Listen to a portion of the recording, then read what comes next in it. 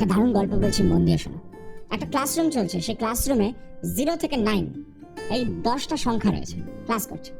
হঠাৎ করে 9 8কে একটা জোরে থাপ্পড় মারলো। 8 জিজ্ঞাসা করলো যে আমাকে থাপ্পড় মারলে কেন? 9 বলে আমি বড় তাই তোকে থাপ্পড় মেরেছি, আমার অধিকার আছে তোকে থাপ্পড় মারার।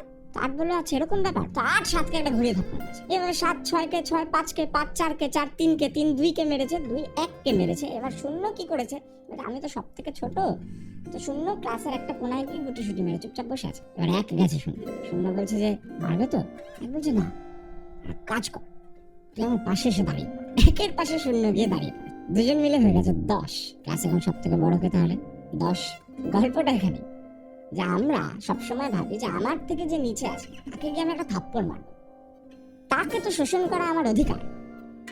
কিন্তু গল্পটা তো অন্যরকম হতে পারে, তাকে যদি আমি আমার সাথে নিয়ে নিই তাহলে তো আমি আরো বড় হয়ে যাই। Unity is strength.